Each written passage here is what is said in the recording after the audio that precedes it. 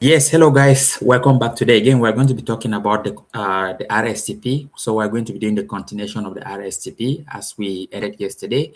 So we said we're going to try to do it a little bit with fast pace today, so that at least we can finish tomorrow the RSTP. So nice to be back and nice to be here again to explain to you people, those who are trying to pass the FIFA agent exam. So today we're going to be talking about some vital tips. All of them are vitals, to be honest.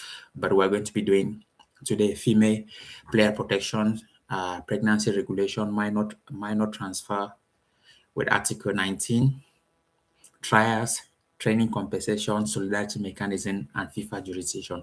So if you look at it, that's a lot, and we're going to try to cover all of them today. So I'm just going to put, yeah, again, if you're watching, it's always good to type this. If you are watching, let us know where you're watching from.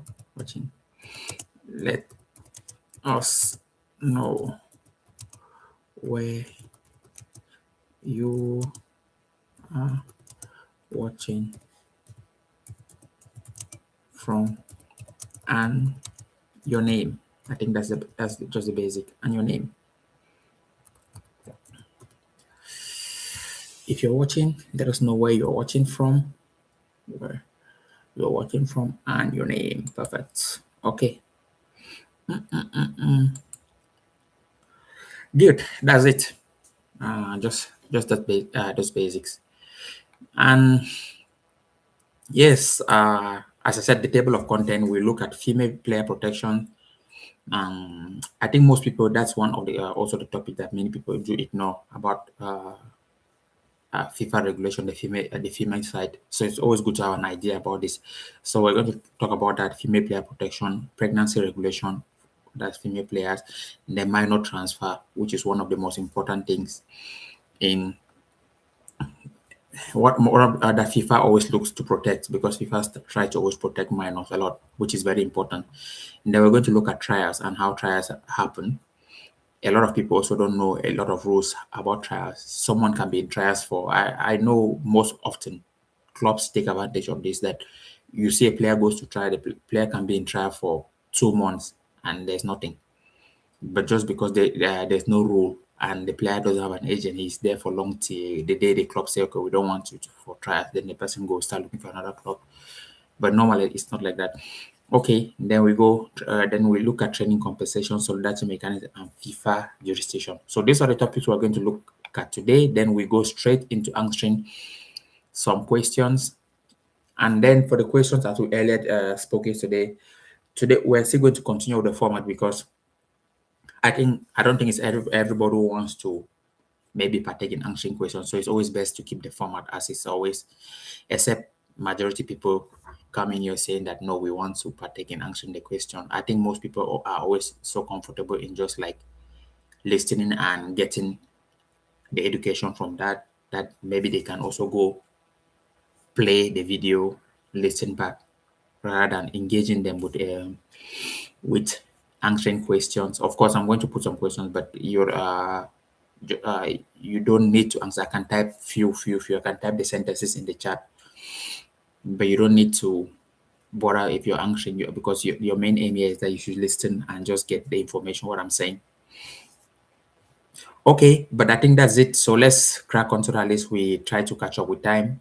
And if you have any question, so let us know, or let me know. Let me know, so that put it on the chat, then we can go from there and try to answer. So I hope you all are doing good. Thursday and tomorrow, Friday, will be the last day for the week for answering this. Because as I always said, on weekends I'm off. But time flies, and soon you want to see the exam is already coming close. Okay, let's go. Special protections for female players. So FIFA regulations include specific rules to protect female players during their careers. I hope people have read this on the RSTP. So one important rule is a contract cannot be terminated because a player becomes pregnant. So in this rule, I think most clubs, because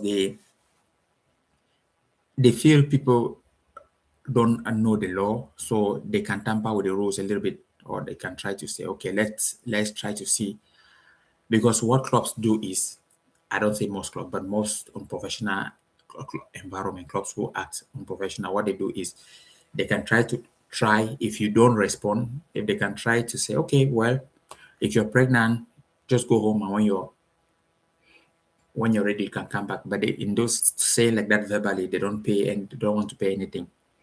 So, and in also certain situations, clubs are players are in this category are scared that, oh my god, I'll go and do this so that I come back. I'll go and maybe go and take care of myself, and when I come back, so that the club maybe don't rip away my contract. But they don't know that they are also actually protected. But the thing is, no one tells them the rules and regulation how it goes. So in most cases, I think people need to be educated on this more, especially the female players. They need to be educated, or if their agents are listening once, or if they stumble on this video, they need to be educated how to handle this situation. So, and then the next is, if a club terminates a player's contract due to pregnancy, maternity leave, adoption leave, or family leave, the club is considered to have terminated contract with just cause. Yes, for sure, because you have breached the agreement. So sanctions against club who terminate a contract based on pregnancy. So if a club terminates a contract because of pregnancy, two types of sanction will apply here. So listen carefully. So the first, the club must pay compensation to the player. That's normal. So if you terminate someone's contract based on that the person is pregnant, know that you will pay that person compensation. The club will receive a sporting sanction and a ban from registering new female players. This ban applies to national transfer, international, all over. It can be national or international transfer, so general. And the duration of the ban is 2 entire and consecutive registration period. So 2 registration period consecutively. So you're not going to register a female player probably for a year, and that's quite hard on a club if you're not going to, let's say, bring in players in to the club.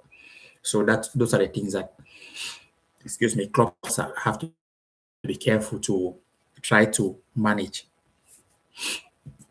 And lastly, additionally, FIFA may also impose a financial fine on the club. So things like this happen. So that's why it's always good to be careful to know the rules and regulation. Now let's look at the rights of pregnant players. If a player becomes pregnant during her contract, uh, several rights apply. So the first is the player may continue playing and training if she wishes. So if you still feel that you are ready to, let's take for example, you're pregnant and you're 4 months or whatever months that it might be, and the player still feel, or you the player feels that you can carry on training, good and fine. You still need to go on. Then the club must respect her decision, create a safe plan for sporting participation. And during this period, the player continues receiving full salary for sure. So if a player is if you have a player who is pregnant, make sure that these are all applied, that the player is kept under good condition and she is still receiving good salary. Now, alternative work during pregnancy. If the player decides not to train or compete during pregnancy, the club must offer alternative employment duties.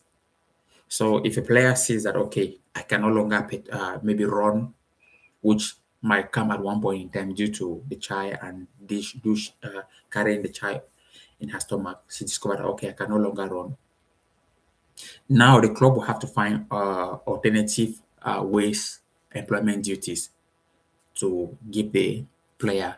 One can be coaching alternatives if she meets those criteria, media duties if she meets those criteria, or maybe a club related work, something that she can do at a club, even in this situation.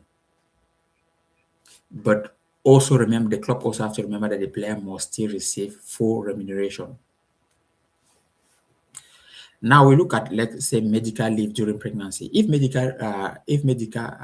For medical reasons, it prevents the player from working. Let's take, for example, for medical reason, she cannot work. She may take medical leave then, and this require also a valid medical certificate from the doctor or from a doctor, whatsoever she wants. Now, even during this medical leave, the player must also still receive full salary until maternity leave begins. So, why this is happening, the player must receive full salary until the maternity leave begins. So, you always have to have an idea. This is very clear, clean and clear.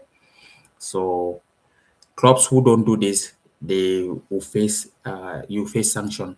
Because if the player reports the club, then you face sanction of 2 transfer bans, which is, let me say, that's, I don't want to say silly, from bringing players into your club, or and then you still even pay the player more. You still pay the player the wages still, because the fact that they sanction you does not mean you're not going to pay the player wages. You're going to still pay the player wages. That's for sure. Okay, Chibuka, Chibuke from Canada. Okay, welcome, Chibuke. Nice to see you. I think nice to hear from you. I'm watching from Johannesburg, South Africa. My name is Tabiso. Tabiso. Okay, welcome from Johannesburg. And watching from South Africa. Watching from South Africa.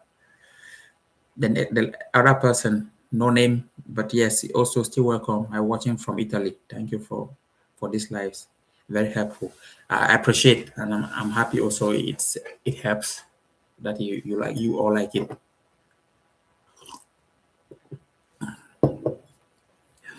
Okay, let's move on to the next.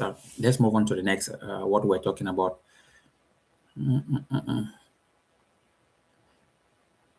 Okay, maternity, adoption, and family leave. This is still for female players. So players have the right to decide when their maternity leave begins. So a club cannot just run and say, putting them pressure. It doesn't work like that. So clubs are not allowed to pressure the player to start maternity leave easily, so that, because normally when you start your maternity leave, you don't get paid your full salary. It's 2/3 of your salary. But I think we'll come to that. So let me just keep going according to what I've prepared for you people. But sometimes if you live in an environment that is not so professional, you understand what I mean. So clubs can then put pressure on the player to go for maternity leave, which is the case in most of those countries that are not really well behaved professionally. As I said, you only need to travel around to see how things are happening in many places, which is quite normal. When there's not a lot of finance for a club, they try to bend the rules somehow to be able to adapt, because when money is hard. So that's normal. When you travel around, then you're going to, probably when you get your license and start traveling around, you're going to have a look at all those places that you hear the name of the club. The club is quite professional, but when you go to see how things are happening, then you're a little bit surprised. Yeah, actually, I traveled to Denmark. Then when I happened to see some clubs, because based on, of course, there's first tier and the second tier, because I visited a lot of first tier clubs like Copenhagen, Brøndby, which other one again? But most of those first tier clubs, that they are quite good. FC Midtjylland also, the famous. So, but now one level below, there are clubs also that I knew their names. But when I arrived there, I was a little bit shocked to see this. They had good players, but the standard of facilities, let me put that, the facilities also were not really.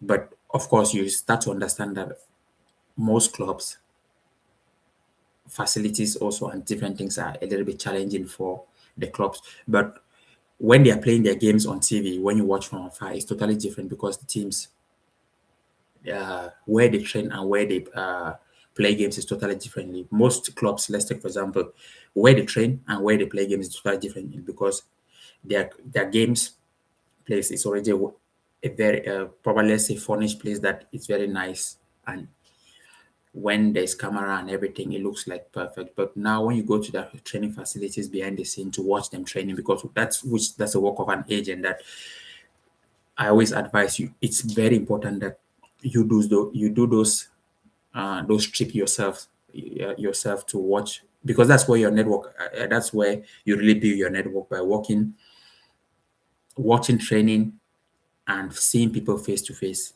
That helps a lot. But what you're also going to discover is that the training facilities in certain clubs differ, but that is normal because some clubs have huge finances and some don't have. And this can be like an owner of a club can be very rich and he decides to invest into a club, whereas another club playing in that same league don't have rich owners, so they decide to adapt and come and build in a certain way. And just to touch on this, there's a club now actually in Norway quite doing well, Bodo Glimt. Yeah, when I visit, because it's in the north of Norway.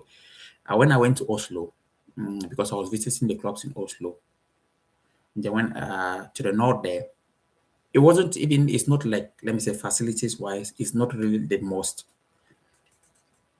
I don't want to say best club. They have good facilities, everything, but you cannot say that's the most standard club in Norway based on facilities and everything.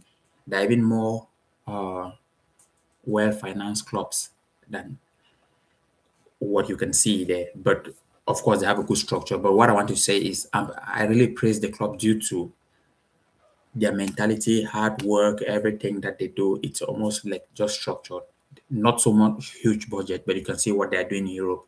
So those are the things that I experienced just by visiting clubs, watching how they train and everything. And training session always intense and everything like that up there. And it's quite always cold there because the north of same like Finland. There, I think no, not I, don't, I think they have the same weather like Finland, Norway, Finland, northern parts of Europe are really really cold.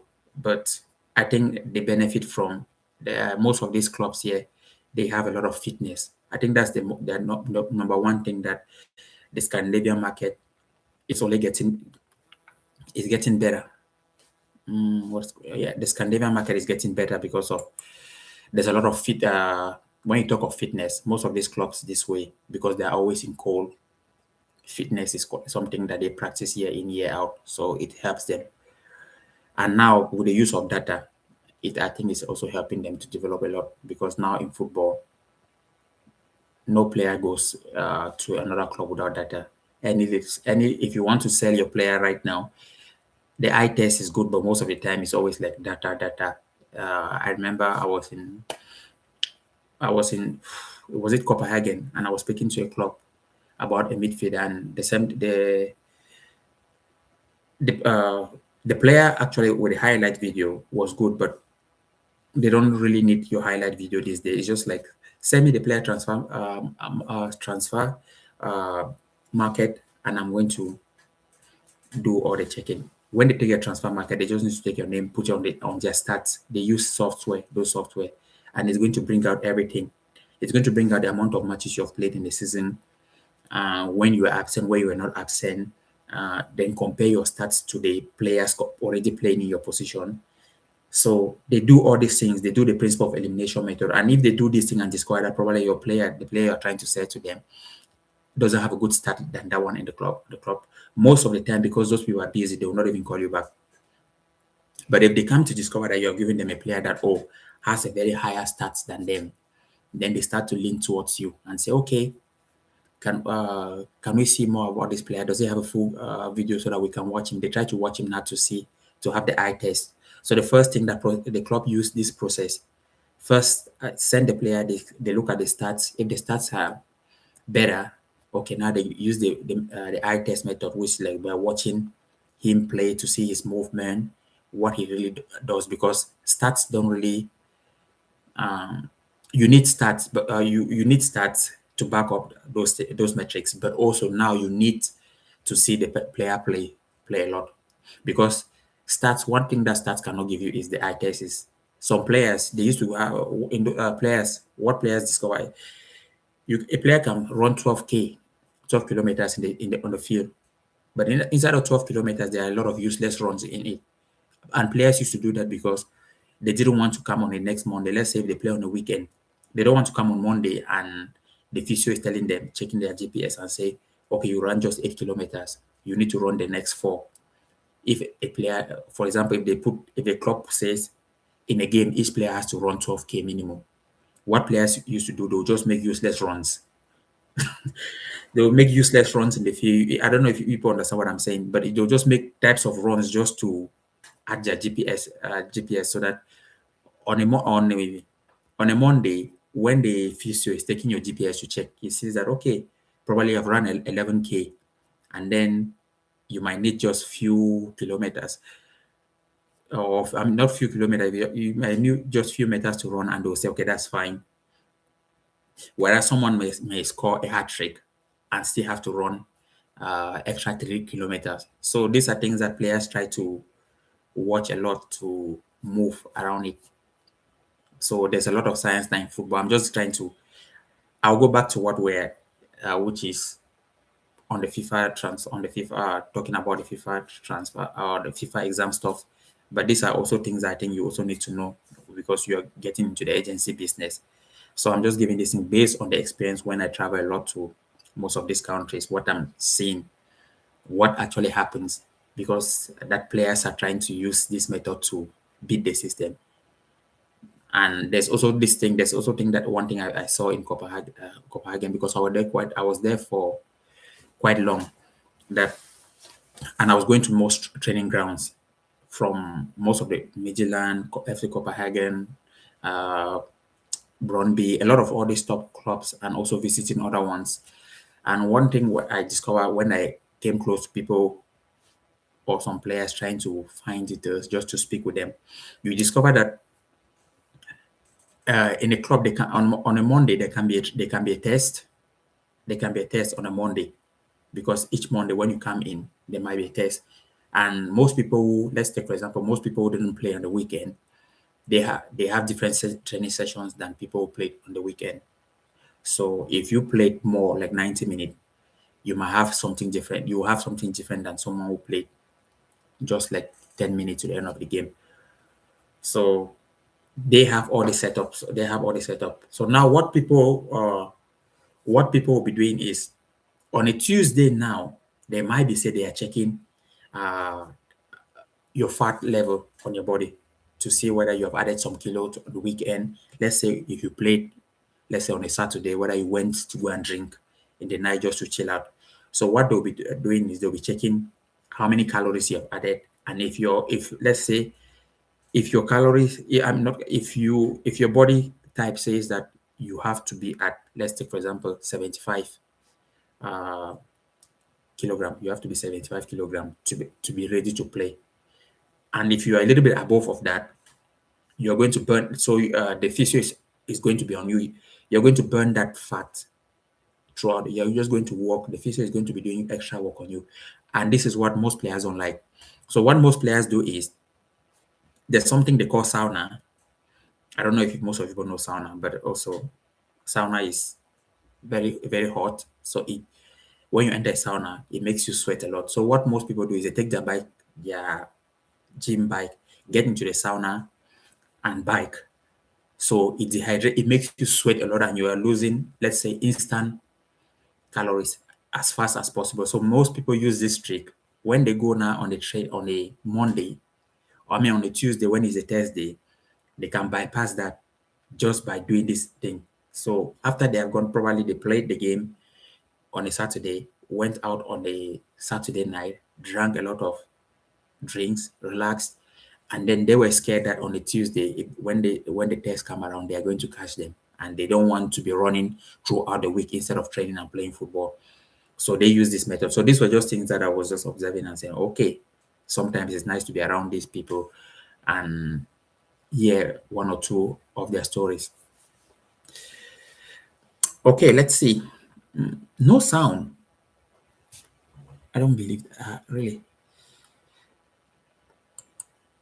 Is someone?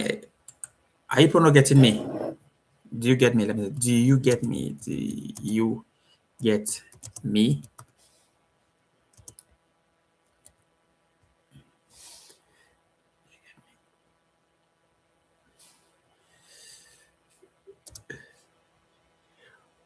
Okay, good. So why is someone saying no sound? No sound. Okay. I was worried that I'm speaking all to myself. Thanks for confirming. Okay, let me see this. Most leagues in Africa are not present on transfer market, why scout, etc., which does not give visibility to players from the continent. Yeah. But believe me, I will just give you an example of this because I come from a country in West Africa, Cameroon. So there was a young player. Let me just get. There was a young player that we were looking at. I was trying to bring him in Finland, but so now what happened is the scout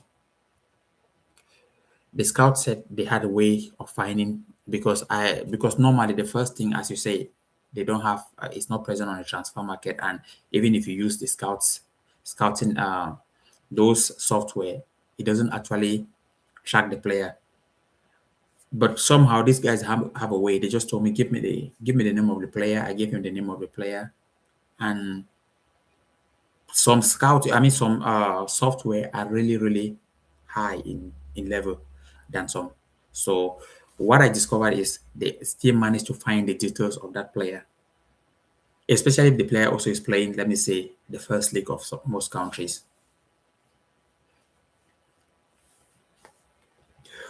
Okay, am I? Yes, welcome, watching from France. Nice to meet you. Nice to see you again. Okay, let's continue from.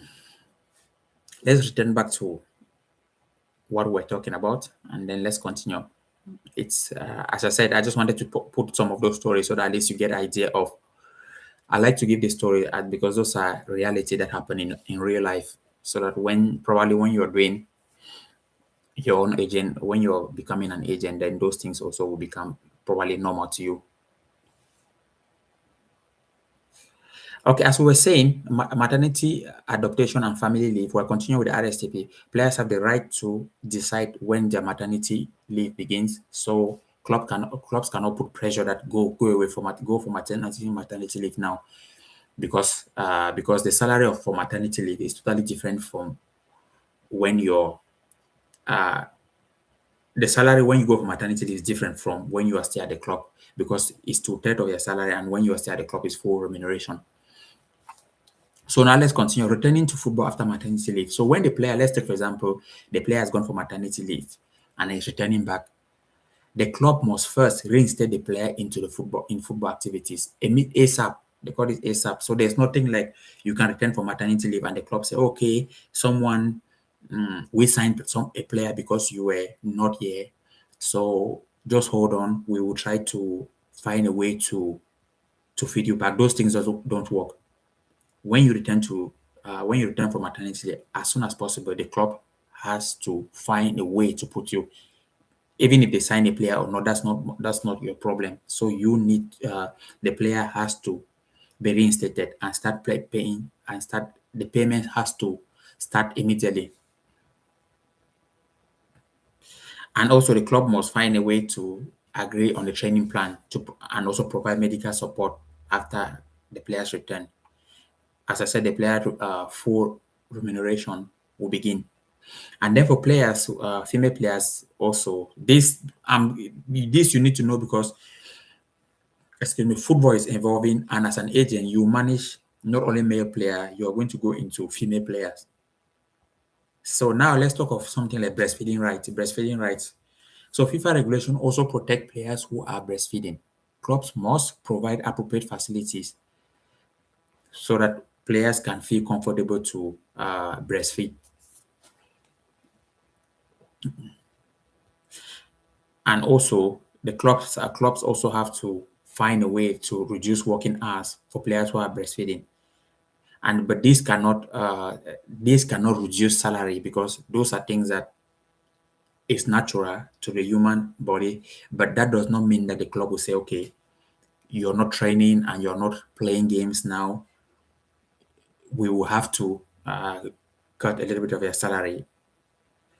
And which I said this, I fully believe these things happen in some leagues somewhere that there's not too much money involved, and they also feel like the players don't know the rules and regulation, but it's still a professional environment.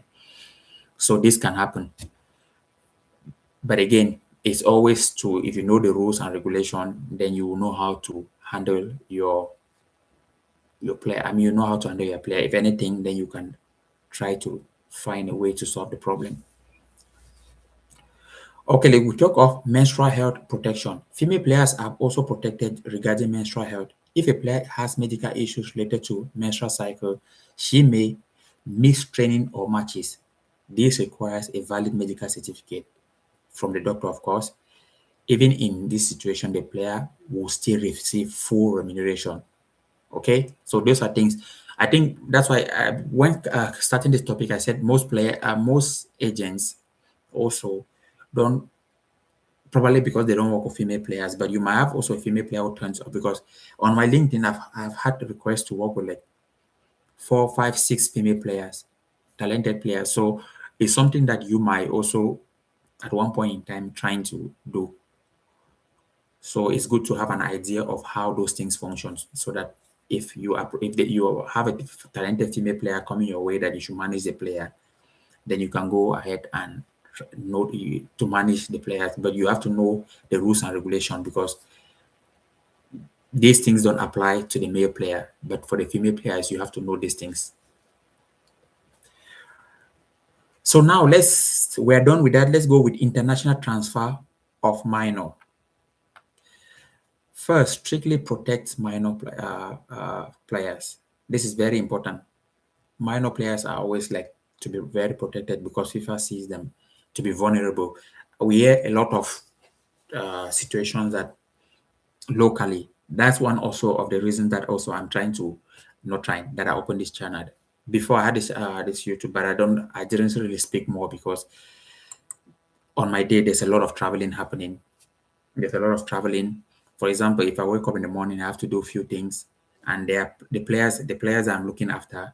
Some I give them also, because personal training for them to be good, for me to take them out of the country, probably like to go to Norway, to Denmark. So I'm always that really tight.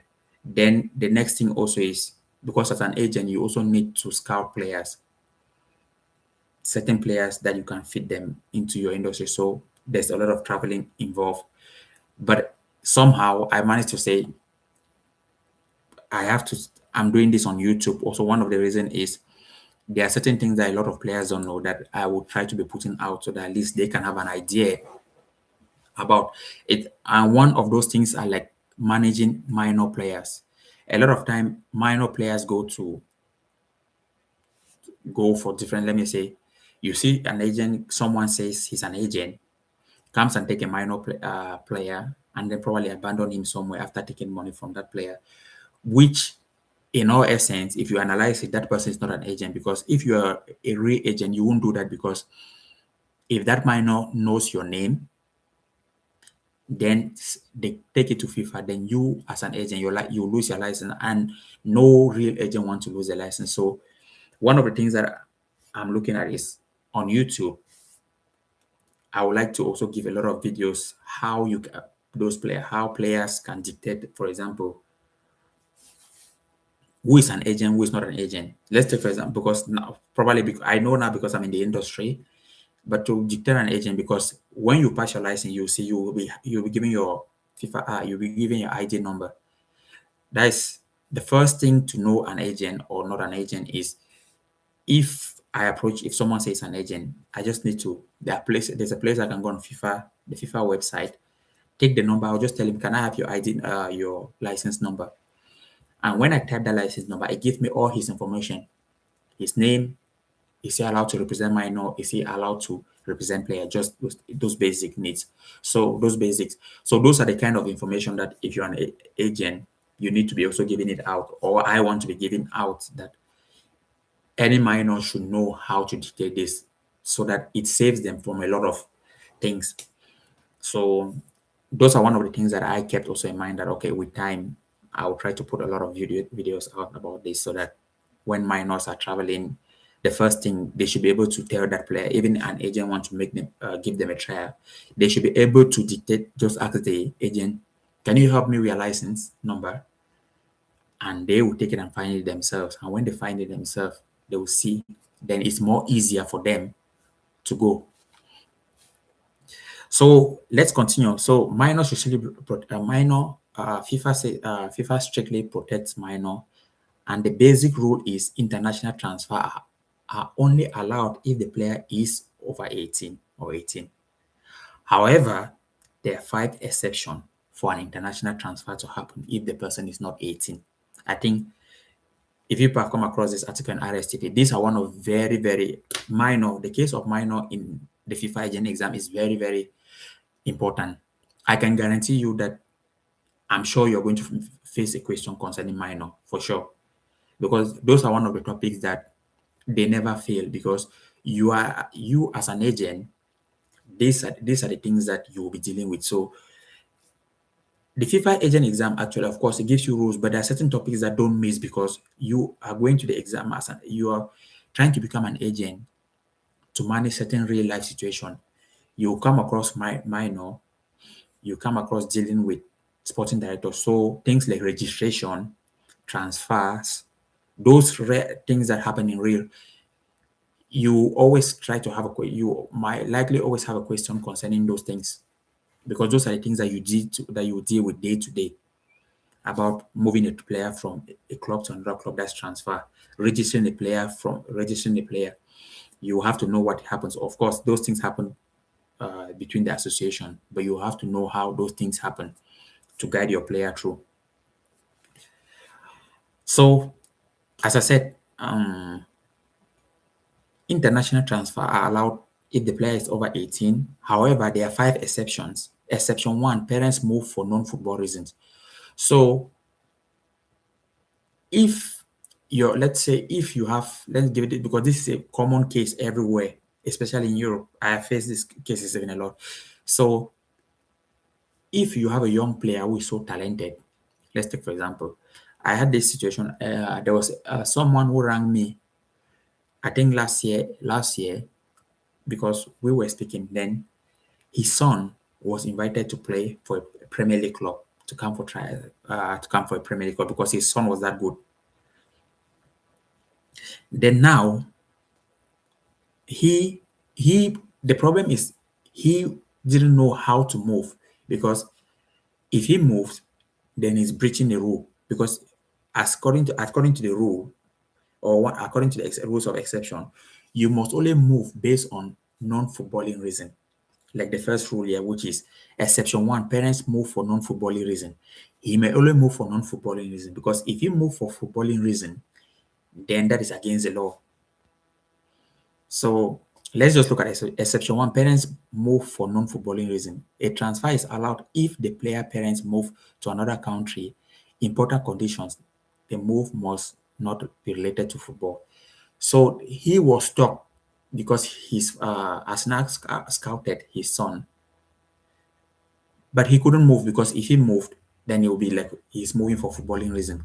So the thing was, how does he move? How does he move to Arsenal with his son, because he really wants his son to play for the under 15 of Arsenal. He lives in Europe. He has everything. How does this happen? So those were the things that I was giving advice to him. Is that one of the things you can do is you have to move. If you find a job good, but you cannot just move based on non for footballing reason. Then if FIFA finds that out, it's a problem even between you and Arsenal, the football club. So that's exception one. Exception two: transfer within EU or EEA, age 16 to 18. So this is the advantage now of Europe. Let's say a player age 16 to 18 may transfer within the European Union, the European Economic Area. The club must guarantee football training, academic education, and proper living conditions. So in this situation, if you're coming from different continent, you sign your professional contract. If you move to Europe to sign a professional contract, you must be 18. But for someone living in Europe, they sign their first professional contract when they are 16. As I'm just reading here, they can sign their first professional contract when they are 16, and they can move to different parts of, let me say, the different parts of the European territory, And the club must guarantee them football training, academic education to keep their education, and proper living conditions. So those, if you see, those are the different things that you need to also try to understand. That was exception 2.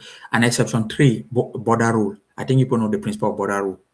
A transfer may occur if the player lives 50 kilometers off the national border. So let's say if you have a house here, you have to live 50 kilometers away from the national border. And then the club also uh, live within 15 kilometers from the border. And if you combine all that, maximum it has to be 100 kilometers. So let's take, for example, if you live in country, let me put it, how do I, let's say your country is, you live in South Africa. Let's put South Africa. You live in South Africa, and South Africa share boundaries with, let's take, for example, Lesotho, whatsoever place might be. I'm just giving an example. So, and then there's a club in the middle. So your house must be 50 kilometers to that club. Your house must be 50 kilometers to that club. And also, let's say if we sum everything up, I mean, no, your house must be 50 kilometers to the boundary and also 50 kilometers to the club. But if you sum everything up, let's just make it easy. It cannot be more than 100 kilometers. And then the player can now leave home and go to train at the club and come back. But that's what we call the principle of the border rule. I hope I'm making sense here. I hope you understood what I'm saying. Or if you, but also try to have a look at most of this. It's going to help you. Okay, let's move more quicker. We're having 41 already. Next is exception 4, humanitarian protection. So a transfer may occur if the player is recognized as a refugee or vulnerable person. So a refugee is someone who has been granted humanitarian protection on another country based on, let's take, for example, war or whatsoever. Yes, someone can run away from his country due to war or whatsoever. That's why they call a refugee. But there's a difference between refugee and asylum seeker. A refugee is already someone who has been granted that protection, which means he has the right to live in that country. So there's also this rule, but the rule also is different when it comes to an asylum seeker. Because let's take, for example, a refugee can be given a professional contract to play for a football club because he has already been granted protection. Whereas an asylum seeker is someone who is still seeking to become a refugee, who is like has applied, but he cannot already be, because his case is not clear, he cannot get a professional contract still then. So those are different scenarios. So those are things, just try to understand those basics. The difference between a refugee and difference between asylum seeker. People confuse this. An asylum seeker is someone who has applied and has not been granted refugee status here, whereas a refugee has already been granted protection based on maybe running away from his country due to war.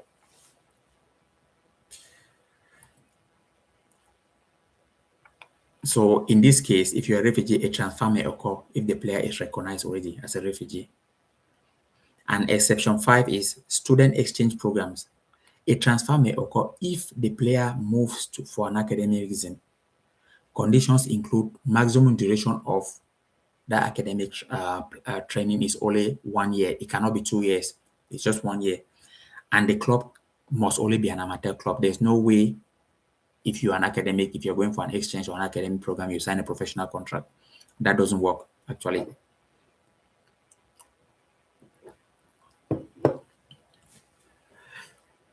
Then now, FIFA approval for minor transfer. For players aged 10 to 18, the player status chamber must approve the transfer. Approval is required before the international transfer certificate. International transfer certificate is the ITC request, before the ITC request. So this is for players aged 10 to 18. Now, academic registration of minor. Clubs operating academic must report all minors attending the academic association to the association. So what, in essence, is saying that if you run an academic, let's say in your country, or in your country, Clubs, you must report all players coming to the academy, full name, nationality, date of birth, whether they're coming there, whether they are coming there on temporal reasons or whatsoever, but they must be reported to the association so that the association have an idea of what is happening in your academy. This this rule is set to protect minor and so that people don't exploit minor. Now let's talk about trials with clubs. This is very important because, as I said before at the beginning of the video, I was saying that a lot of clubs do this. A player goes for trials, and then the player stays 6 months. So you as an agent, you need to have an idea of how long your player should be on trials and how long he can't be. So, but clubs always take advantage of this, or not. Maybe they might not know, or I don't want to give. I don't want to just give a standard answer. They might not know the rules also, and also the agent might not know. So your player can just be on trials for as long as the club wants. And then probably when they find someone better, they say, okay, sorry, we cannot give you the contract. But this is how trials go. This is how it works. Okay, clubs may invite players for trials. However, conditions must be documented in the FIFA trial form. So at a good level, there's always a trial form. It's not just this thing, because I think most clubs do it this way. If anyone has ever been used to how trials go, I think most clubs do this way, that someone, probably a player, calls that, please, can I come for trials? Probably also because the player is desperate, to be honest, because the player is desperate. The club says, okay. And the player say, yeah, I would like to come for trials. And the club say, okay, you can come. And everything is done verbally because one party is desperate. But now when you have an agent and the agent also knows your value, knows how to protect you, there's always a form for trials. It start going out official. That, okay, please, do you have a form that we can feel that we're coming for trials at your club? Or everything becomes official. And then maximum trial duration. This is what I was speaking. Maximum trial limits depend on age. So let's say, for example, players age 21 and you are 21 or younger, maximum is 8 weeks per season per club. 8 weeks per season per club. So if you're going for trials, your maximum, if you're 21 and younger, is 8 weeks. That's maximum, which is 8 weeks is 2 months. So that's maximum that a club can say, okay, you are training. Let's see, let's observe you.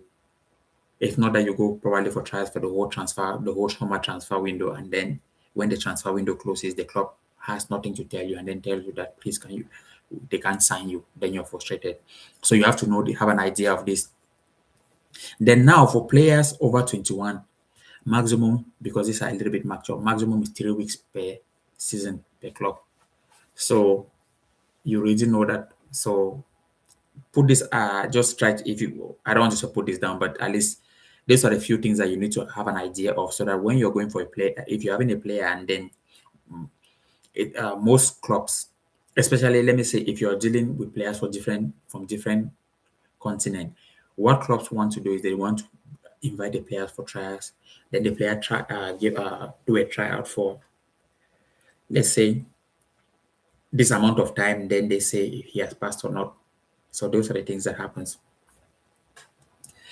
Now, payment during trials, no one receive payment during trials. However, clubs may cover travel, accommodation, meals, and daily expenses. So professional club, for when you're coming for trials, will cover this. So if there's a canteen that people go to eat, they eat. If there's an accommodation, they have to sleep. When it's a professional club, they should be able to cover these expenses, because when you're coming for trying at a professional environment. So let's take, for example, I have a connection let's give an example, Norway, and then I have to move a player from my country, or maybe South Africa or whatsoever place, to bring to Norway. So what I'll be making sure that happens with that player is, when the player comes, they should be the club should cover his travel costs, the accommodation where he's going to sleep, the meals he's going to eat, and the daily expenses so that he should come and he's okay. As long as the club gives the invitation letter for me to give my player. So along the line as an agent, those are the things that I'll be making sure. But because many agents also are in the situation that they are that desperate that they have just one club, this situation tends to change. So let's take for example, if an agent is so desperate to bring his player to, let's take for example, Copenhagen for trials, FC Copenhagen in Denmark for trials, and he's scared to ask this kind of stuff for the club. Let me say travel costs, accommodation, meals, and daily expenses. Do you know why? Because the club might say, no, we are trying to offer you trials. There are thousands of people trying to come for trials at our club.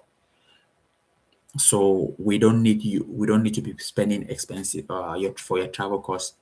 But now, if the agent have, let's take for example, FC Copenhagen for the player to go for trial. He has Midtjylland, he has Brøndby, he has Bodo Glimt. He has many options that he has networked with before already that the club can, that the player can go for trials there. So now it becomes now a case like that club will respect, the club will say, okay, we'll try to offer these services because the club knows that if he leaves the player, maybe the player can come, or Brøndby can pay, or Midtjylland can pay for all these expenses, and then the player goes and passes for the trials. So this is how it happens. So as you as an agent, your job is always to network, do a lot of networking so that you don't always have one option. Before a transfer window happens, 3 months, 6 months to that, you should be preparing a transfer with your player. That just brings me. I was speaking to the parents of one of the player managing a 14 years old player that says he's a very good talented player. One of our conversation we're having is like when we're ready, because our aim is for the player to sign a professional contract away from because he's playing with a professional academic year. But our aim is when he turns 16, he should be having multiple options to sign professional contract. So my job as an agent will be, for example, this summer is coming. For example, in Finland, is now we're in March, April, May. When it becomes May, it's already summer here.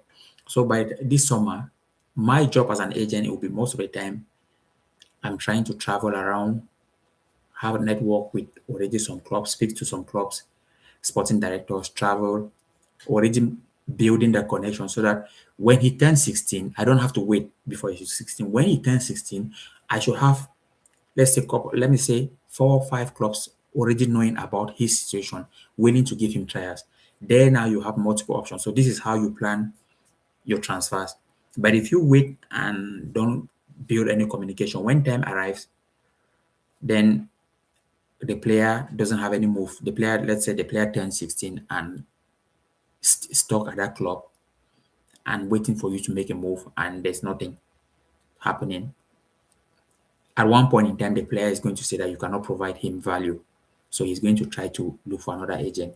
Or if not looking for another agent, you're going to have maybe uncomfortable words with the parents because they'll feel you are not doing your job because they are sticking to the task, you are not sticking to the task. So one of the part of the agency business also that I saw is there's a lot of angry feelings when you people plan something.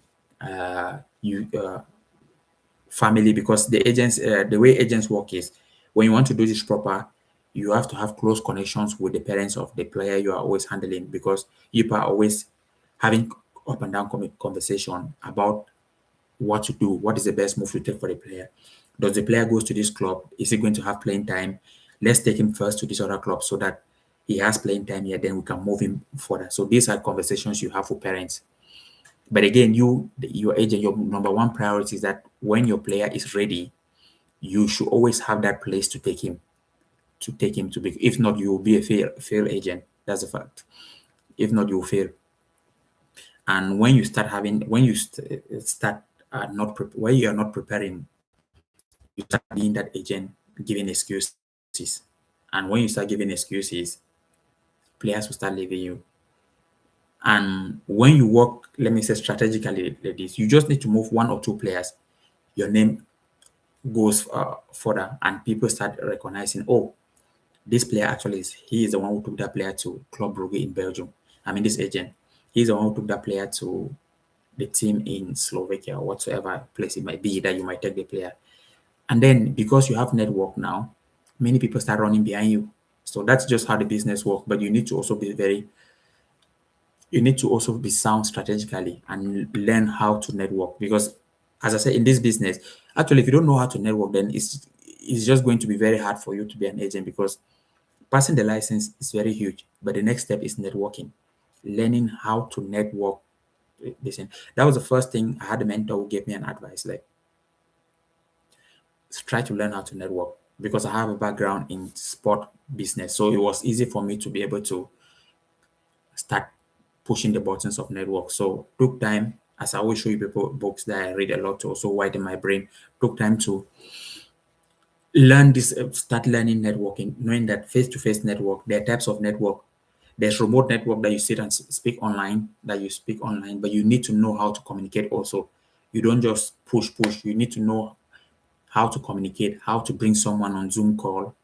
And then on Zoom call, then you have a face-to-face communication with the sporting director. That's remote networking. Then now there's also another networking that you build by traveling to places. That one is also more powerful. So, but it depends your location. You need to find a way to build the network. If you cannot travel to a place, then you need to start learning remote networking. Remote networking is like you start meeting, communicating with people online, trying to provide value, talk to them, having a chat, trying to learn about them. Because the best way to network with someone is always to forget about yourself and learn about that person. Because we are all individual. Each person likes to hear what you talk about them. For example, if we sit here and each day I'm telling you that, oh my God, I'm just giving an example. I'm just saying, oh my God, I made a deal yesterday. I got 5,000 euros. And then I say, oh, then I come here again the next time. I say, wow, I'll be traveling to UK tomorrow. Just talking about me, talking about myself. At one point in time, people get bored. That's the fact. So that's the psychology of human beings. And I only know this because I'm reading some books a lot. The psychology is to provide value, you need to look at the other person, the other side. That's very important. Look at what that person wants, provide value into that means, then you start getting that person's attention, because that person will need that services you're providing. So each person find a way to be able to network with that person, then you start building from there. So I often teach this to many people. Sometimes agents say, when I'm giving a one-on-one consultation with them, the agents will say, but how can I do network if if I don't have access to travel in other countries? I said, no, you just need to know how networking work and how to speak the language of network. If you're remote, let's say, for example, if you're in a continent that you cannot travel to another continent, then now you have to start doing remote networking, which means the principle, you have to start building that communication slowly. And then in the end, if you have a chance, because you have been providing value and you have been asking you have been communicating, there's no forceful communication there. It's like a genuine communication. Then in time now, people can have a Zoom call. And when people have a Zoom call now, it's more like I'm speaking to you, people are saying me.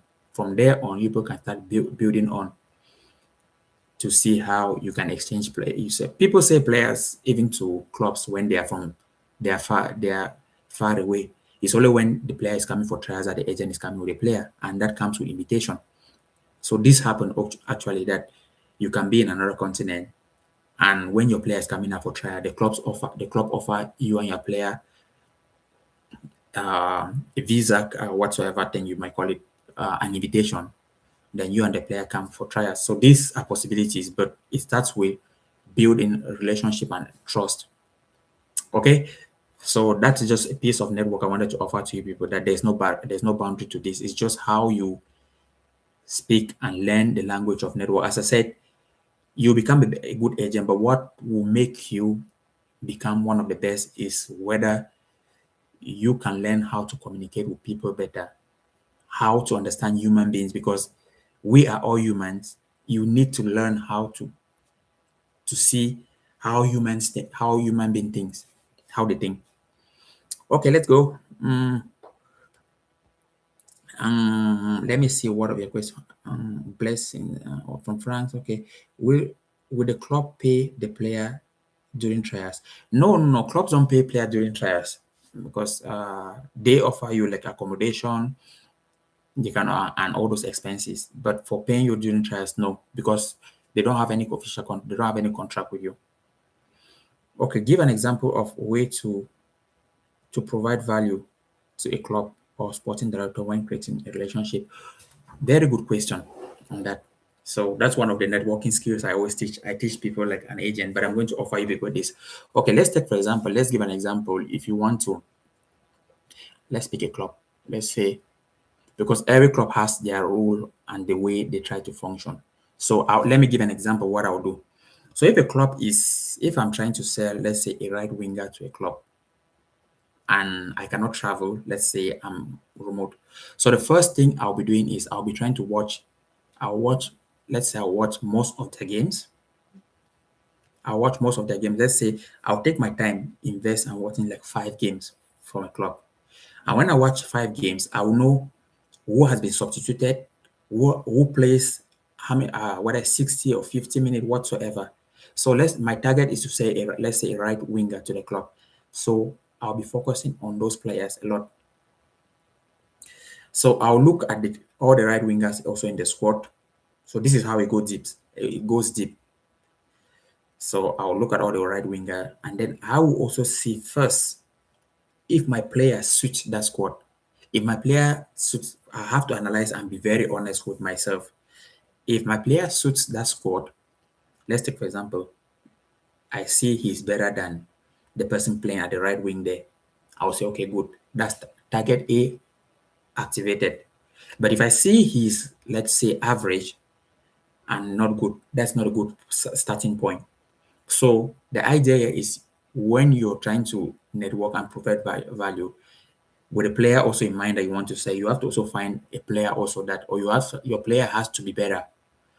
Now, next, this is where the relationship comes on.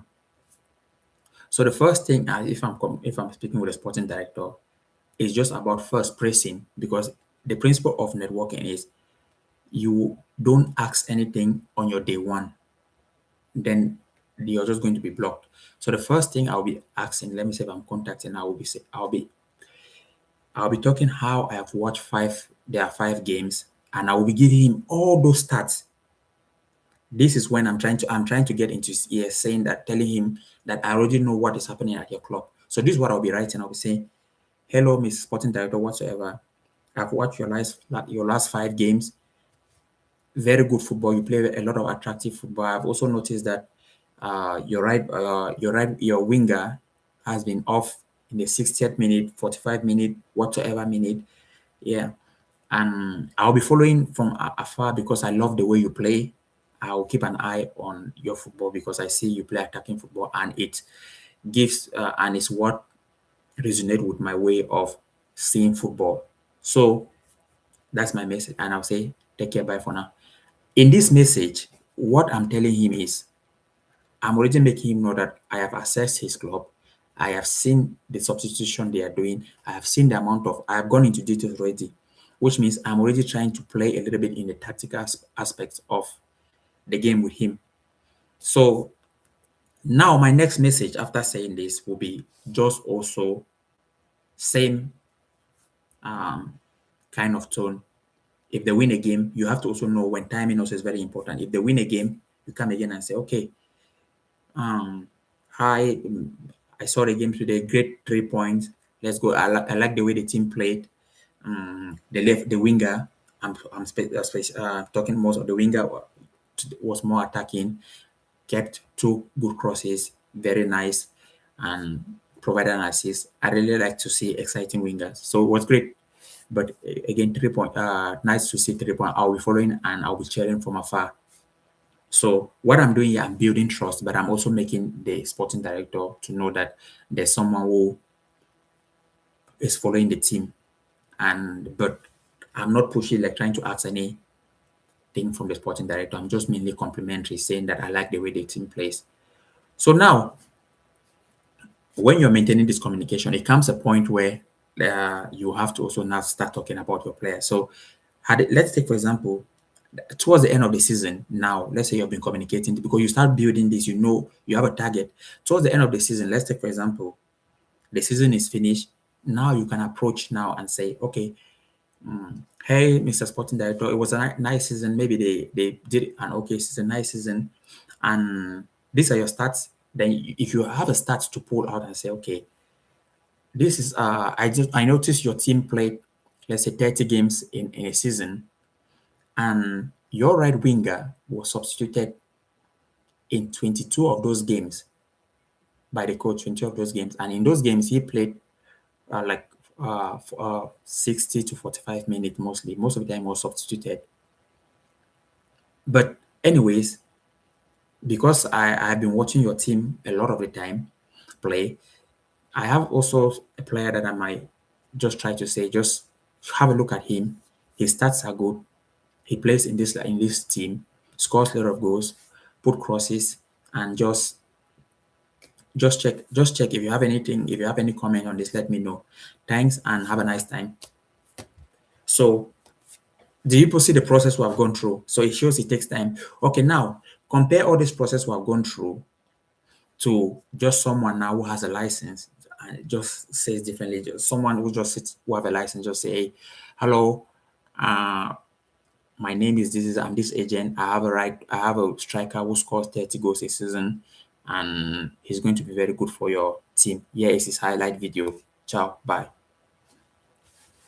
So this is what normal people agents do this normally. So they use this method just by spamming Sporting Director, hoping for a response. So, but now what the real agent, what I learned is from talking to other people also, what the real agents do is they use this process for starting to build a relationship. Now, when the season ends, now when the transfer window is opening, they have been working already on their target already. So this is just a method that if you apply this method from afar, it's going to help you a lot. But now from close, it's good also to go. If you have a chance to travel, then you can go. So I hope, excuse me, I answered one of your questions. That's one of the powerful tool of networking that I always teach other agents because I do counseling too. I try to, for example, when agents are trying to, let me say, go a step ahead into the industry to sign some players, most of the time I have one-on-one with an agent to talk. This is a lengthy process. Thank you. Yeah. Because this is because football. I always say that in football, there's you're going to contact that two types of sporting director. If you spam a sporting director, let me say a lot of message and he responds, know that that club doesn't have money. So these are just principles of the market, because when money start coming like 500,000, 1 million, all those kind of things, the sporting directors 1 million, 2 million, 3 million euros, 5, 6, 7. The sporting directors don't joke because if they mess up, they're out of the door.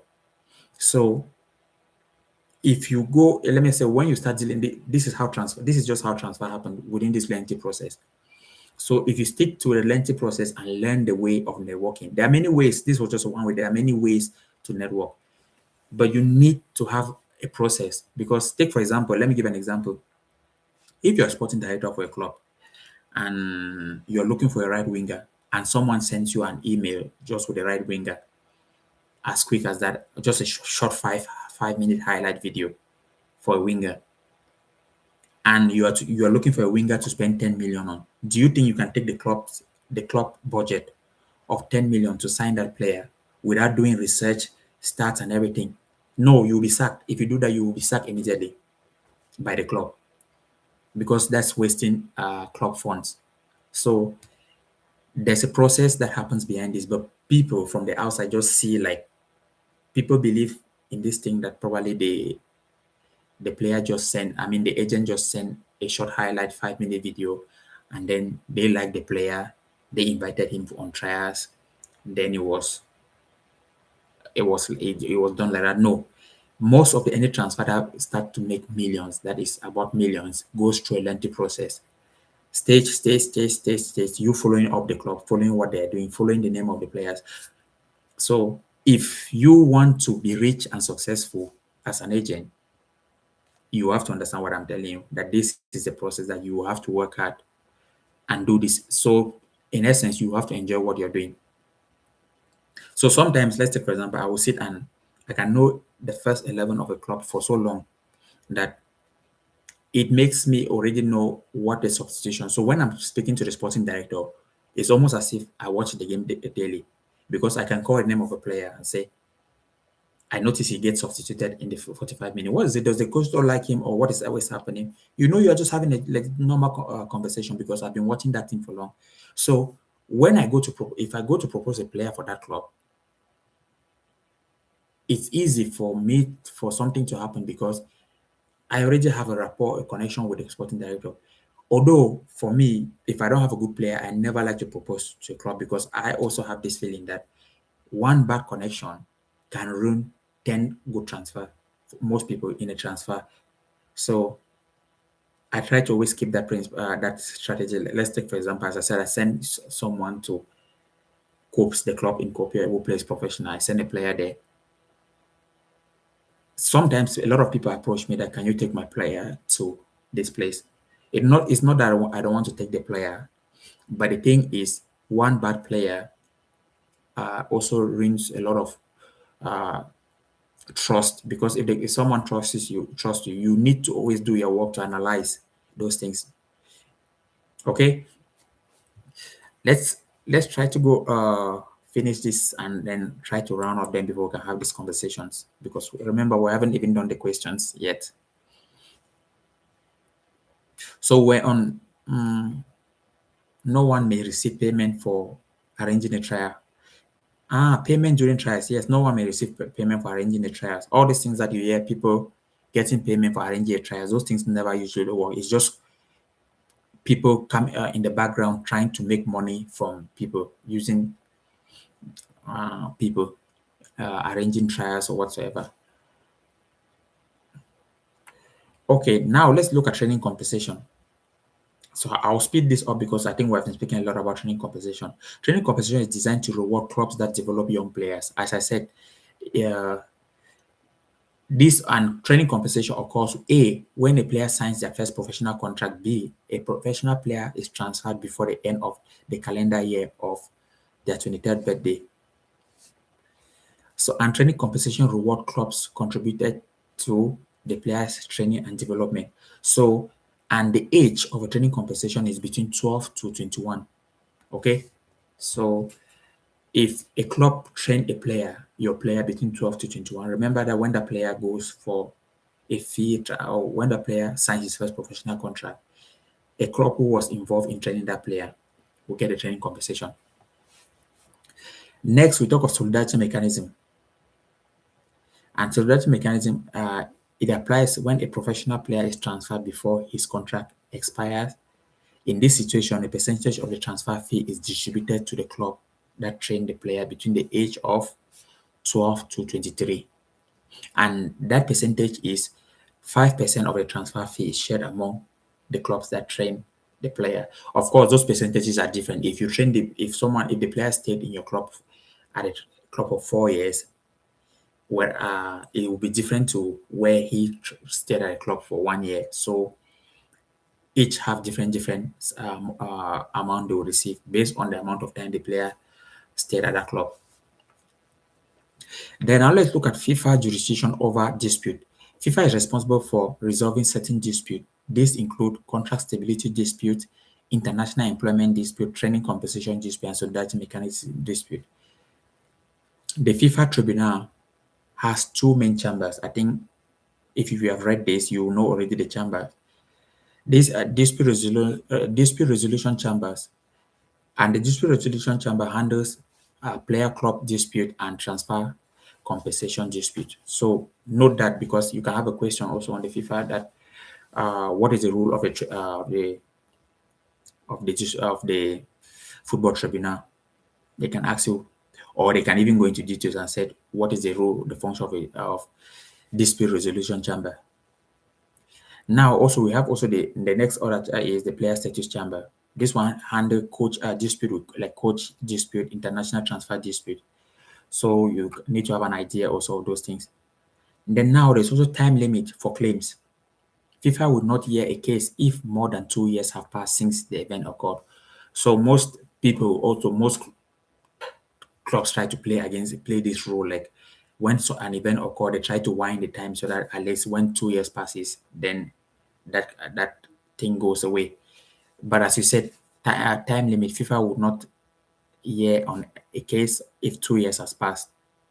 The rule is very important for the exam. This rule is very important for exam. Consequences for failure to pay FIFA decisions. If a club does not pay a FIFA decision, let's take for example, a FIFA sanction a club and then the club delays to pay. Sanctions may apply still. These include transfer bans. The ban may last up to 3 registration periods. So if a club doesn't pay the money that probably on a sanction that FIFA placed on them, and then they don't still pay, it might then FIFA may say, okay, we'll give you three registration periods, which means in 3 windows they are not going to register a player. And if a player fails to pay, then the player may be banned from official matches. Maximum duration can be like 6 months. Okay, now let's look at some questions. I think we speed out the questions and try to move a little bit quicker.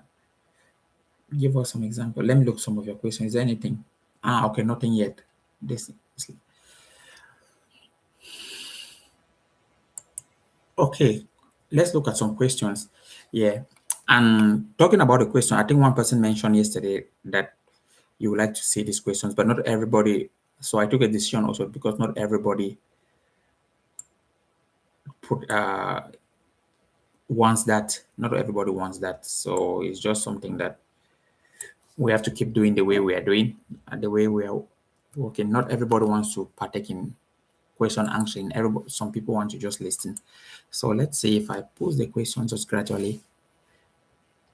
That's first part of the question. I just want to put it if someone wants to read the question also. But this is going to always take time. That's the continuation of the question.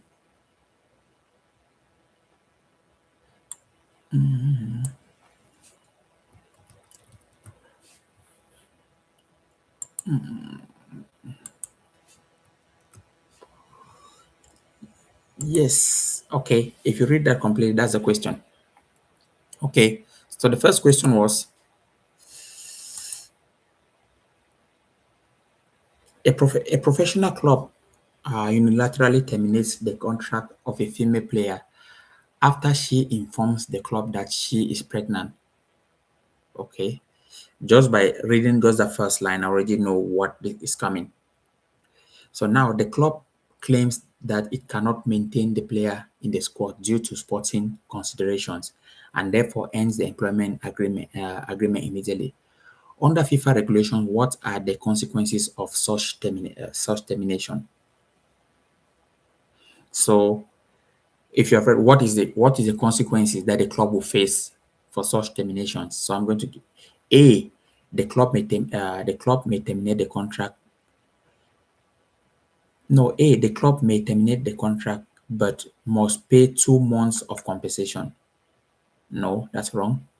The club doesn't have to terminate the contract. So let's go ahead. B, the club will be deemed to have terminated the contract without just cause and may be sanctioned,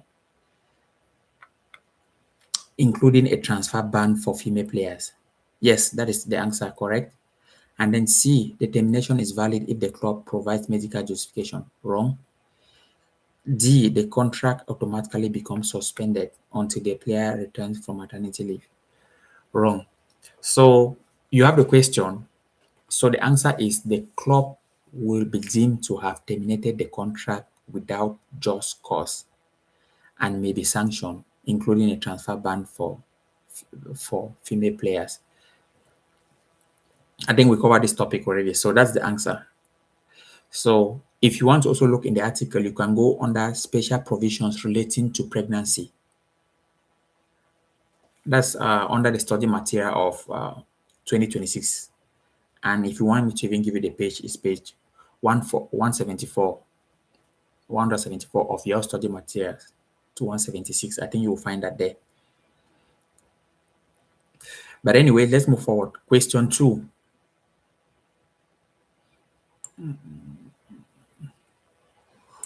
To post these questions here, let's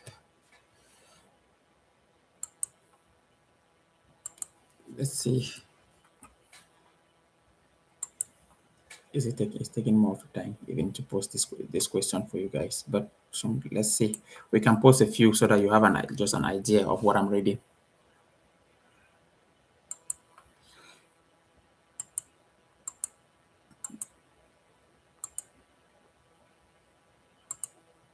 Let's first. This is second part.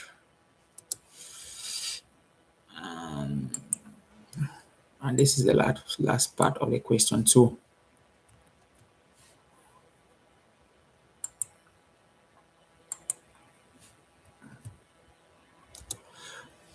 Yes, that is last part of question 2. So now I read. During the pregnancy of a professional female player, she decided that she wishes to continue participating in training sessions and matches. That's good, okay? The club expresses concern regarding medical risk and proposes that she immediately begin maternity leave. According to FIFA regulations, which statement best reflects the right of the player? We spoke about this already. So A, the player must immediately begin maternity leave once pregnancy is confirmed. That's not correct. B, the club may force the player to stop participating in sporting activities. That's also not correct. C, the player has the right to continue providing sporting services if she chooses, provided safety considerations are respected. That is correct. And D, the player must stop playing but may continue training only. No. So the answer was C. Now, question 3.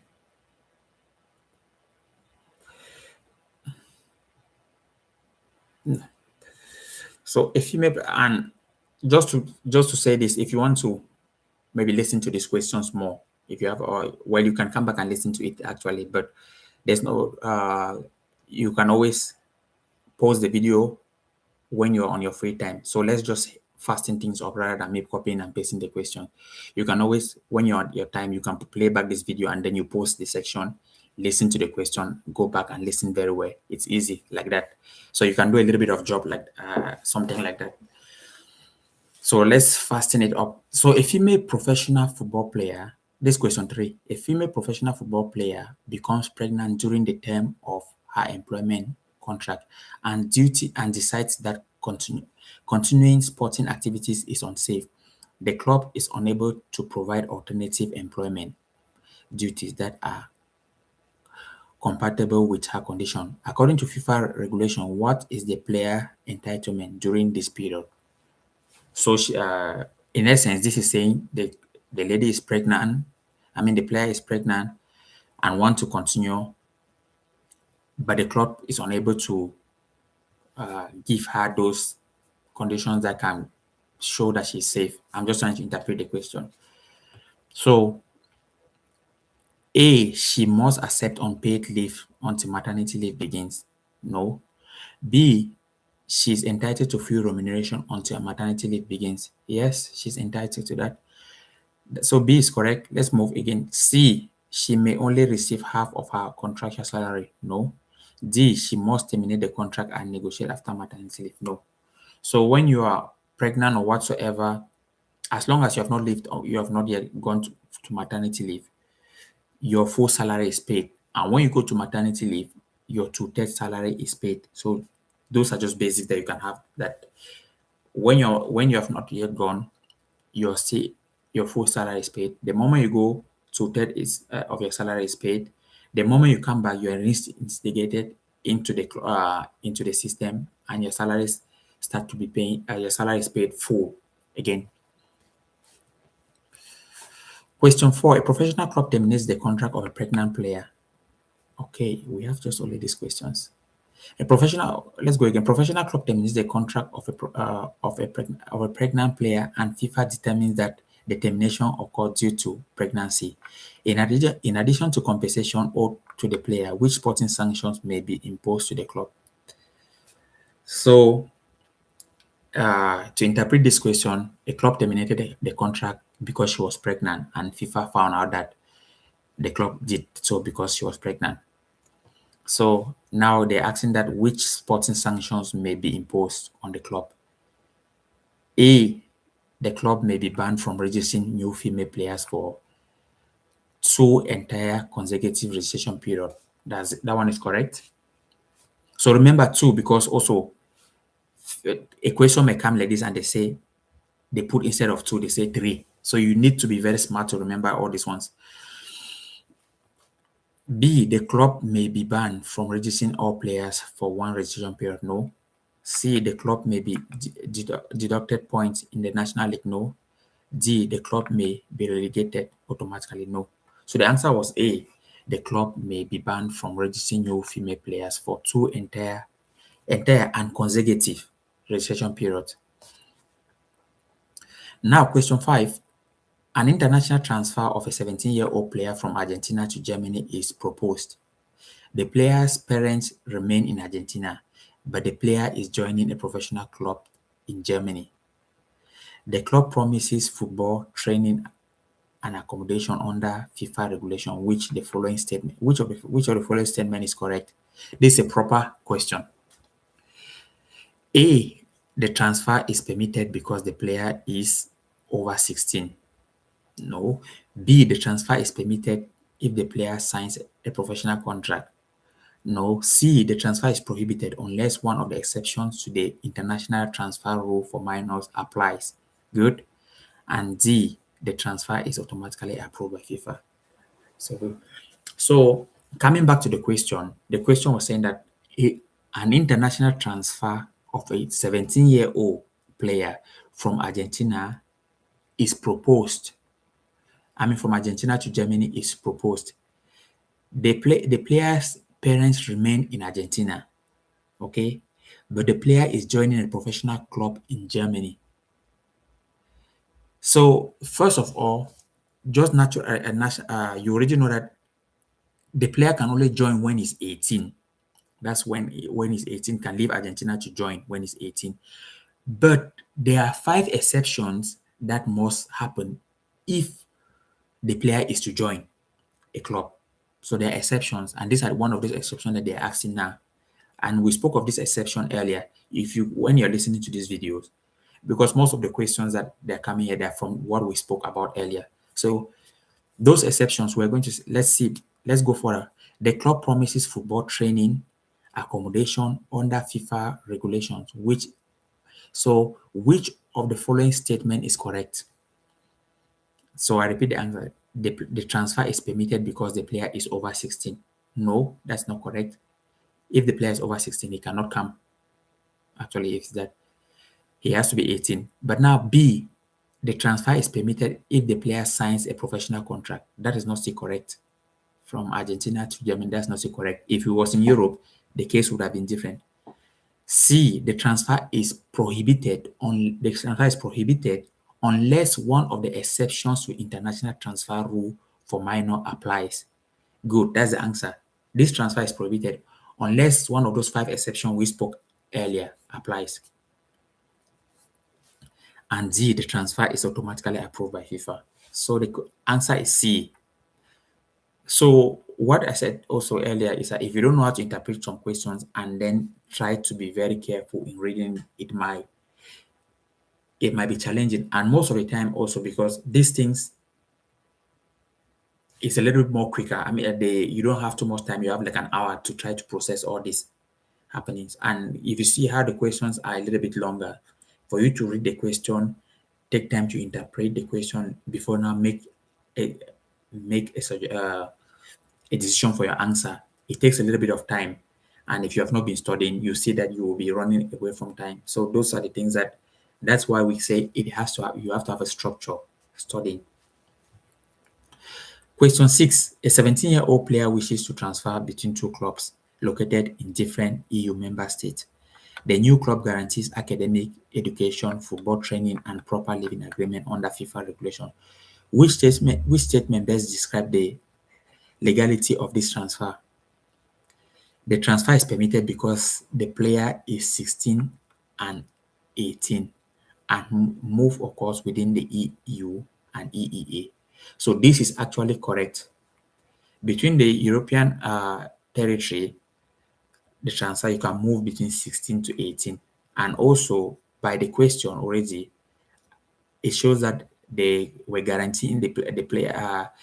There's this part that said the new club guarantees academic, education, football training, and proper living arrangement. This is what FIFA wants. When you are at a certain young age, the club should be able to guarantee you this. And now also the person is living in a European territory. So the answer A, which is the transfer is permitted because the player is between 16 to 18 and move occurs within EU, EU/EEA, which is the European territory. That's okay. So let's see. B, the transfer is prohibited until the player turns 18. No.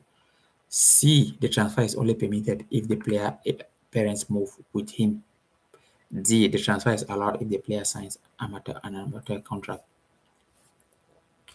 So, question 7. A club invites a 20-year-old player to attend a trial. According to FIFA regulations, what is the maximum duration the player may trial with the club within one season? So, do you remember we spoke of 21 years and below? How many? That's 8 weeks. 21 years going below, and 21 years and above. We spoke of how many? How many weeks? So those are the things that you just need to get grasp of, or you go back and listen already to that part. But this is the part, this is a question that coming from that part. That I'll go again to the question. A club invites a 20-year-old player to attend a trial. According to FIFA regulation, what is the maximum duration the player may trial with the club within one season? A, 3 weeks, B, 6 weeks, and C, 8 weeks. Because he's 21 years and below, so 8 weeks is correct. And D, 12 weeks, wrong. Question 8. A professional player signs his first professional contract at the age of 19 after having trained at multiple youth clubs between the age of 12 to 18. 12 and 18. Under FIFA regulation, which statement is correct regarding training compensation?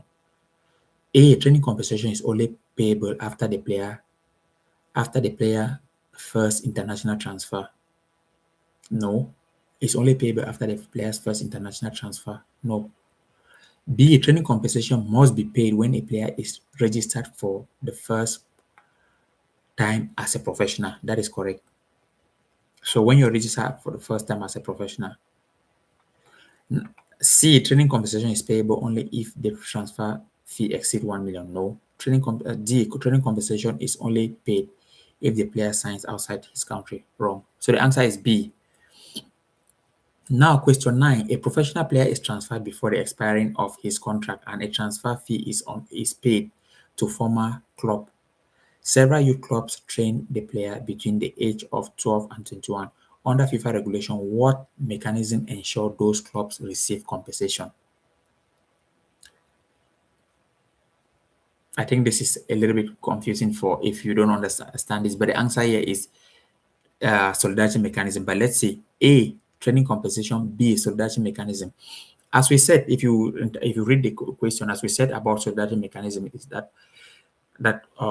it applies between the clubs who have trained you, and when there's a transfer fee, 5% of that amount is shared between all the clubs that train you between a certain age. Okay, so that's what we call solidarity mechanism.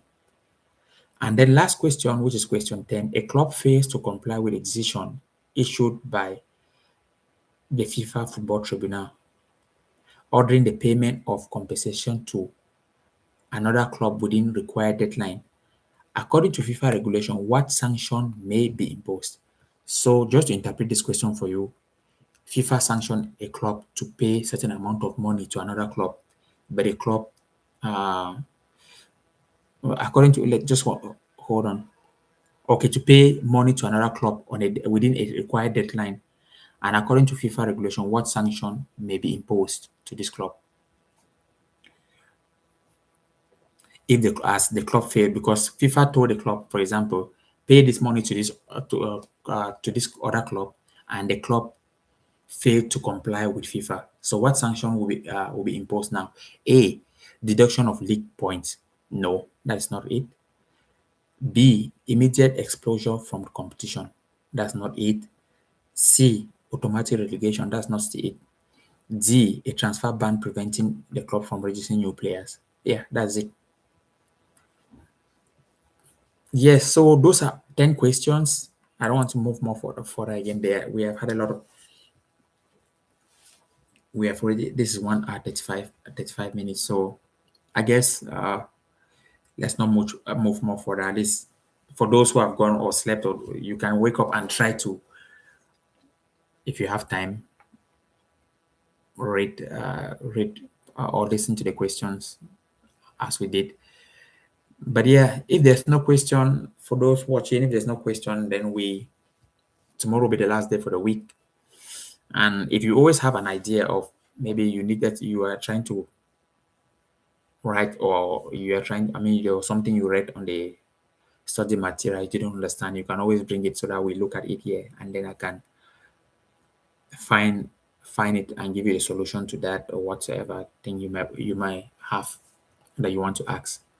Not only transfer, it might be based on networking, on whatsoever thing you need that as an agent, because you'll be going into the industry as an agent at one point in time.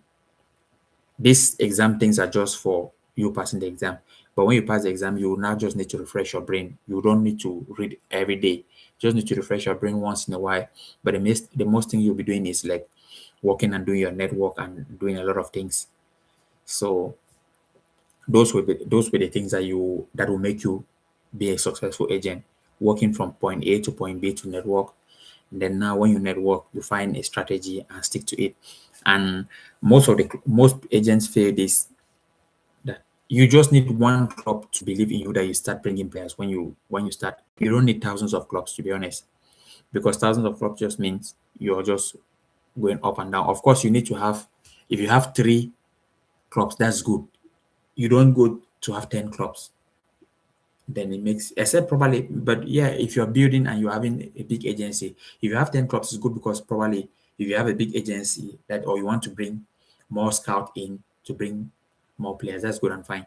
But as when you're starting, you just need one club to, or sporting director, to tell you that keep bringing us these players. Then you go there and just do your scouting, bring player from there. When the player grow, transfer to another club, or to another league, whatsoever. So you grow gradually from there. It takes time, but it grows easily. You grow. Okay, but I think that's the end of it. Today we can we'll do our last session tomorrow, and then we'll skip the weekend. As I said, I don't do live on weekends, so come back tomorrow. It'll be nice to see you people.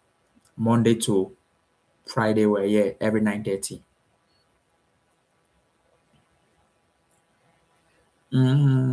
If an academic did not register a player with their home football association at the time the player trained with them, can they claim training compensation tomorrow when the player sign a pro contract? No. The reason why uh, the, uh, the reason why you said is the player has been training with you is because you registered the player under your academy. So once the player leaves your academy and has not gone through the registration period, you're not getting, even the player signs millions, you're not getting any dime from that. So an academy needs to always do that. So, and by the way, some academy, they like to do that a lot, because they always also have this idea of training compensation, a lot of them. So yeah, to answer your question, no, they will not get any training compensation if the player signs their first professional contract somewhere else. Okay. But anyways, that's a nice question. Thanks for the question. And Lastly, if there's nothing, then let me go. Then tomorrow we will continue. If you have any question, you can always bring tomorrow. As I said, not just only transfer, it can be networking, um, whatsoever skills, and whatsoever thing you think that can help you as an agent. Or because this channel is more like I try to help agents, but the videos I post normally also are, if you're an agent, you need to also help players. So I help agents and players also. So the videos I post more will be agent player, because as we are all, if you're trying to be an agent, your target audience or the target people you'll be working with are football players. But also, of course, if you can also do deals with other agents, that's when you maybe have also you have grown a lot in the industry. Then you discover that maybe you want to partner with someone, because this happened in the industry a lot, that a player may an agent may have a winger somewhere else but doesn't have a market for him, tries to contact another agent. But I don't really do that too much, because for me it's always sometimes a little bit boring.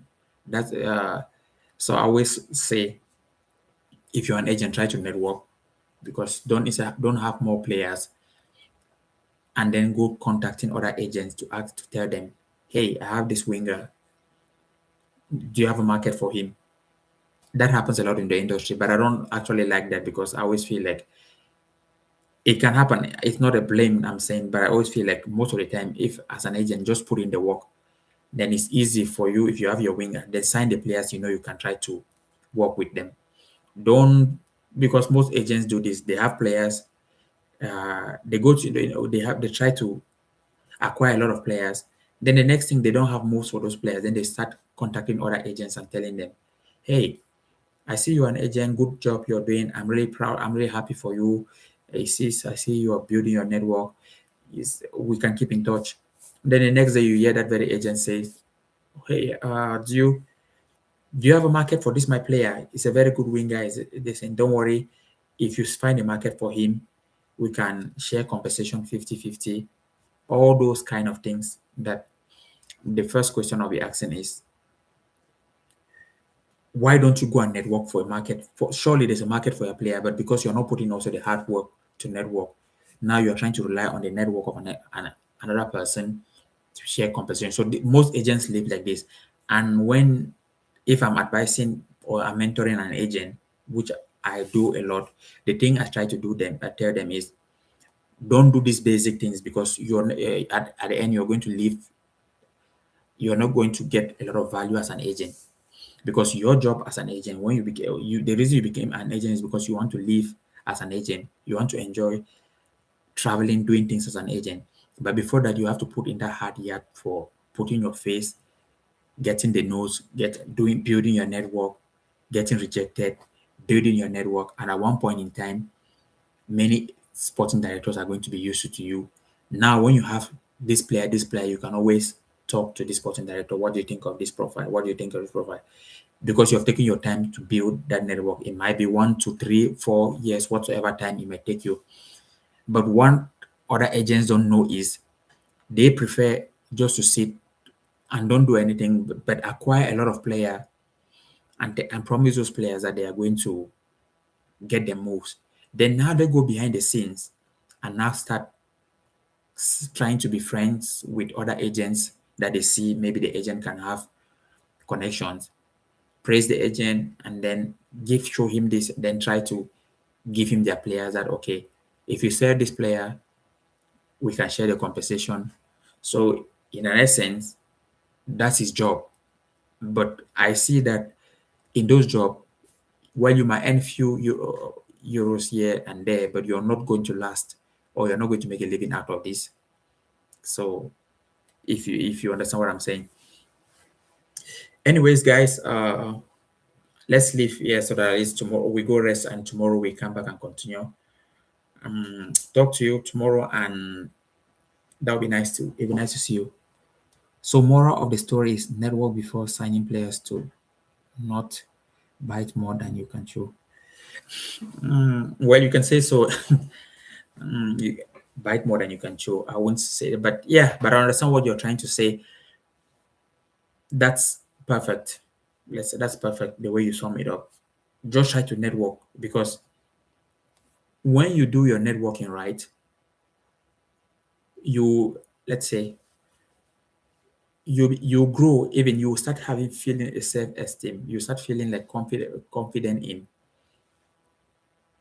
what you are doing. So with this process, let's take for example, there are a lot of top agents. You have uh Jonathan Ban is retired, but just George Mendes, those are super agents, all those ones. Then there are still agents that are earning some good money in the industry, getting millions of euros and whatsoever. And then there's the agents who are the lowest. But those agents, if you have a strategy, none will scare you. If you have a strategy, none will scare you. You won't envy some, because you know it's just a matter of time for you to be up there. So look at Josh Mendes. He's one of the best in the industry. But how did he start? He started as I said, like a bat in the nightclub. His first move was no. Who is the coach actually of West Ham now? No is the coach of West Ham actually now. He used to play for Deportivo de la Corona. Back Deportivo used to be a club in Spain. I think they play now like in second division, but they used to be a very good club in those days. But now, if he had built his network, George Mendes, he had built his network. Now he has brought a lot of scouts and everything inside, and now he's top. But he started from somewhere. Then he started getting players. So when you start, let's take for example, in the market, you are going to start getting people coming your way. Then your doors are going to start opening. Yeah, and there's also this one agent who is doing well, who is one of the best in Scandinavia now. His name is Ate Eneke. Ate Eneke. I think born in Norway, but having from Nigerian descent, born in Norway. So Anake is one the agent. He has players from all over a lot of places, Premier League and whatsoever. Yeah, I when I went to Norway, then I happened to pass by his by just to see how he's doing, because I was in he lives in Oslo, just to have a see what he's doing. Went to his office just to know if I can have an idea of how transfer goes, because the main thing for me was to start learning, to see how the big boys, people who have been in the industry, are doing and everything. Yeah. So he's doing well actually. What I want to say is that he's doing well. But if you see, he also started from somewhere and he worked himself up there. So when you're an agent, do not look at someone who is big. As long as you have the knowledge and the strategy, there are millions of football clubs. You just need to know how the system works, because the fact is football clubs need good players. That's the fact. And the fact is you agent also, and the thing is you agents, if you know how to provide value for those football clubs, the door is going to open. Every people who are in front who are going to shift and get you, and you're going to go ahead, as long as you know how to network and do those things right, as I say here. So as an agent, don't always look that someone is there, cannot get there. Just try to start and focus on what you have to do, and gradually you'll climb there. Okay, but tomorrow we will talk again, and then we will continue from where we ended. Okay, I think tomorrow will be the last topic of the RSTP. So we'll try to finish it tomorrow so that we forget about it. Then on next week, Monday, we might find something else. Is it FIFA clearinghouse or whatsoever? But I'll look at it already tomorrow. Okay, take care, guys, and then have a nice night or good night if yes, it's midnight already. Probably it's around 23, 26. So past 11 year. Take care and bye for now. Cheers.